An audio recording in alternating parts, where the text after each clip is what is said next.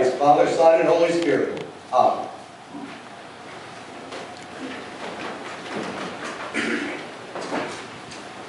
Are not two sparrows sold for a copper coin, and not one of them falls to the ground apart from your Father's will?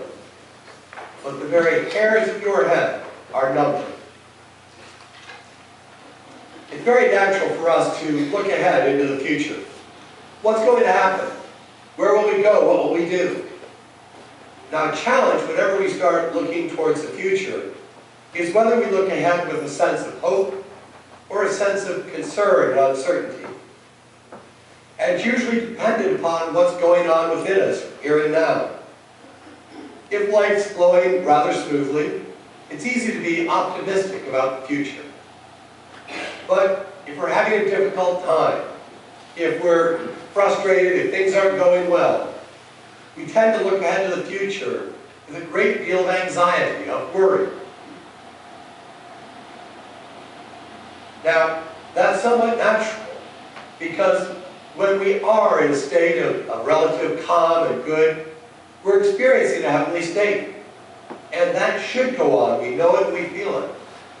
But whenever we're experiencing a state of turbulence, or even of hell, that blocks us out to sensing anything that's good.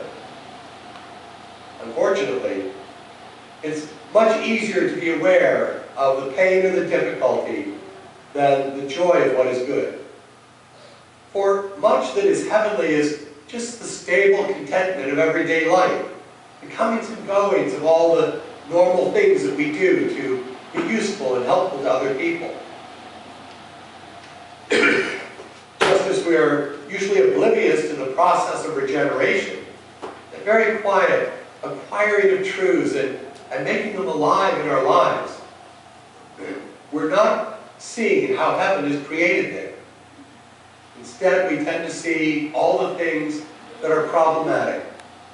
The bills mounting up, the uncertain employment status, tensions in the home, or a question of how I can be useful in retirement. These things tend to focus our attention so that we only look upon what is wrong. And the fact is, from a state of evil, we can't see much good in our lives. And so every instance or problem of challenge in our life is apt to make us feel somewhat sad and defeated as we consider looking ahead. Now, in a sense, the Lord was addressing this frame of mind when He sent the disciples out. He was sending them out on their own. He told them, don't take a lot of money, don't take extra clothing, but be taken care of. Now, that must have been scary enough in itself.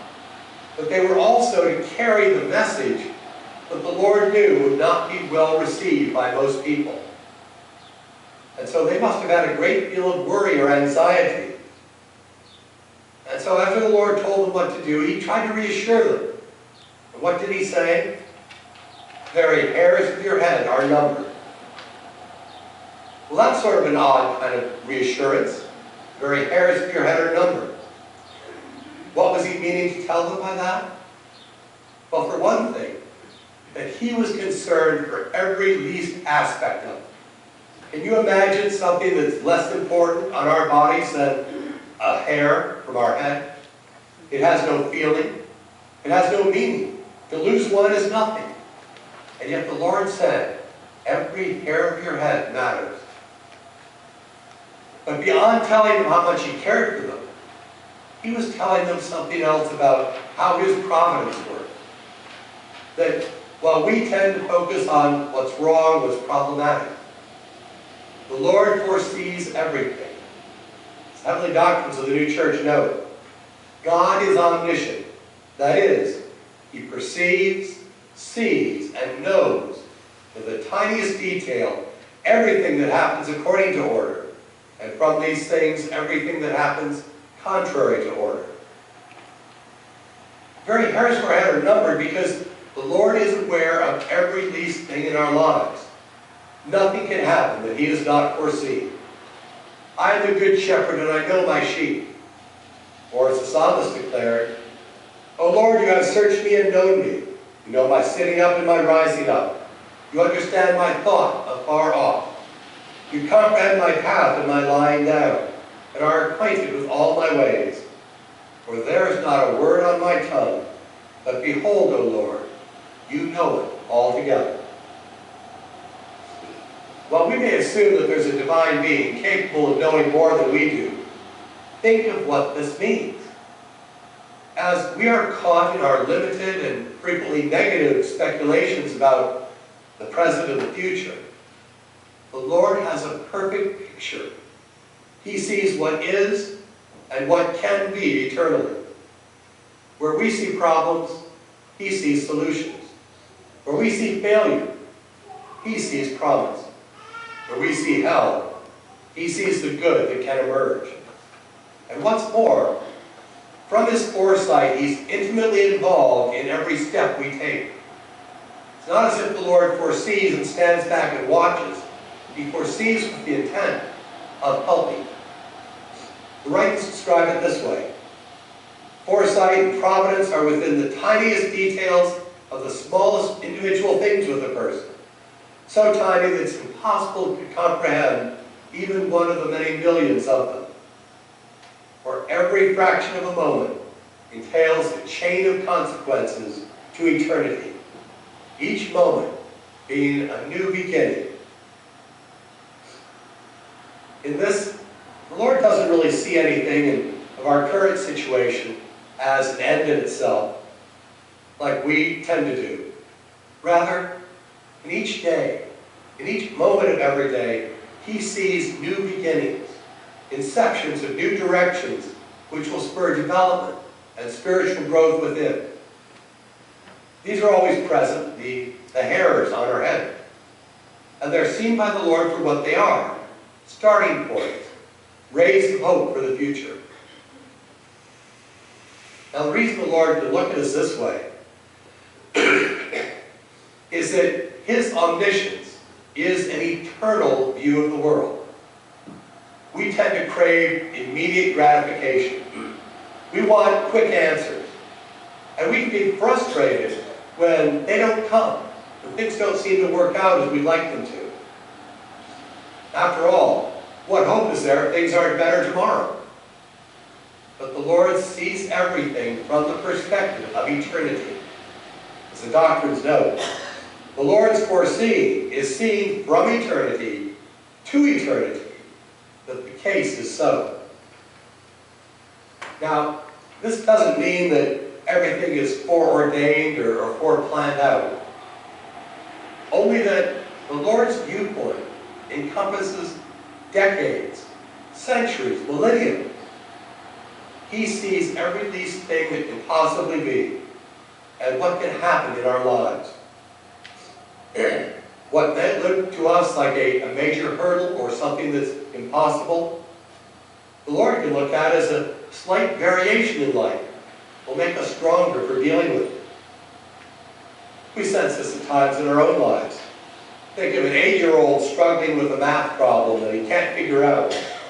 Or the young girl feeling very awkward in the first social encounter with the other sex. For them, these are incredible burdens. How can they possibly survive them? And yet, from an adult perspective, we can smile and say, yes, that looks like it's big, but it's really not in the course of life.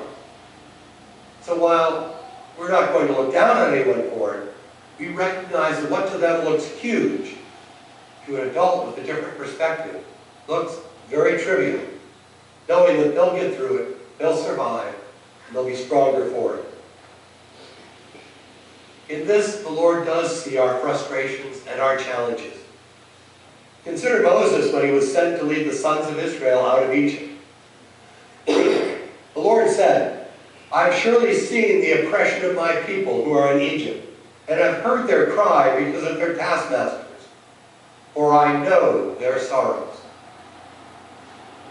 It's interesting that the Lord could say that, saying, I know their sorrows, but what did He do about it? Did He solve it quickly? No. He knew that they had to go through an extensive process to get away from Egypt. That they would have to go through the plagues. They would have to then go through the 40 years of the wilderness. So even though the Lord could empathize and know their states, He knew that they couldn't be brought to the promised land in a day or two or a year or two, that it was simply one step in the process. And so this singular and eternal sight of the Lord enables him to provide everything that we really need in life. Foreseeing and providing are joined together as one.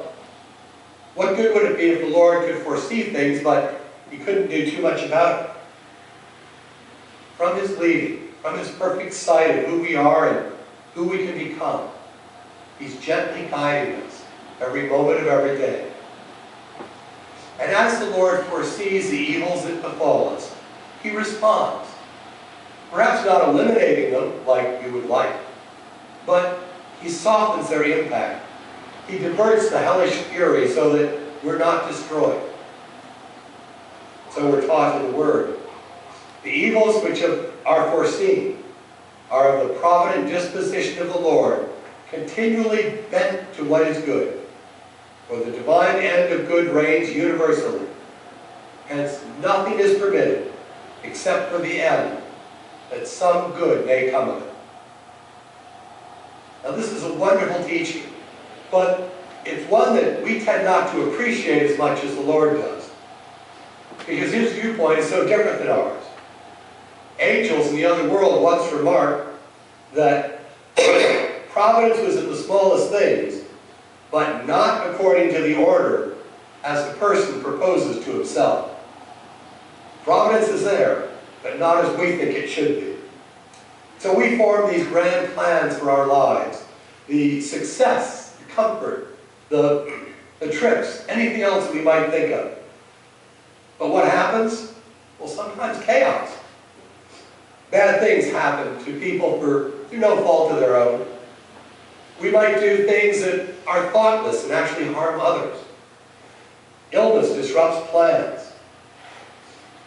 Accidents scramble our plans. So we're taught in the Word that the events of our life appear like scattered pebbles, but the Lord sees whether the spaces between them are filled. He sees what is lacking and where, and then continually what is next in order after 100 or 1,000 years.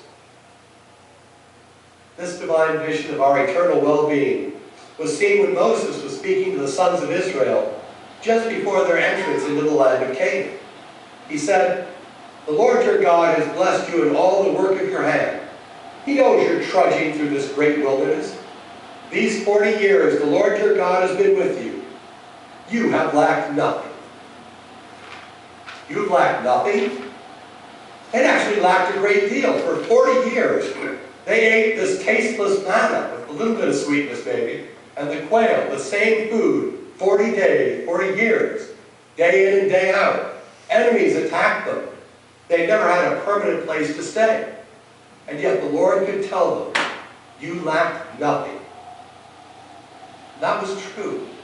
Because even though externally it looked like their life was one of hardship and difficulty, what was important for them to grow, to represent our journey of life in reaching heaven. Everything essential for that was provided. So the very hairs of our head are indeed numbered. The Lord's foresight enters into every least aspect of our lives. He knows us completely, our history, our present states, and what the future can hold for us. Nothing escapes him, and he loves to be with us and to create a heaven within. He sees in every moment of our lives new beginnings, things that are so small that we could never perceive them, and yet every moment of the day the Lord is creating these new beginnings to provide us strands of good heavenly light in the future. This was the purpose of creation, that heaven might exist in our lives. There will be temporary problems, there'll be failures, but that's how we should look at them. They're all temporary. That's not how the Lord sees them, as anything permanent. He'll allow frustration and hurt into our lives. He sees why they're permitted, but he will never permit anything bad to happen unless he can and will turn it towards good. while we can be temporarily caught in the whirlwinds of hell, we never have to surrender to a dark view of the future.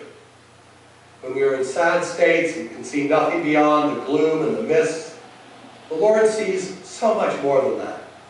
He sees the good that exists within each individual. He sees how it can grow, how happiness can evolve from it, not just in this world, but more importantly, in the next world forever. And He leads us so that that may actually happen.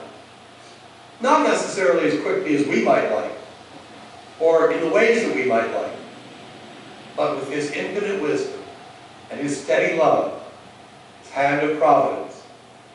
The very hairs of our head are numbered, and we truly have nothing to fear. Amen.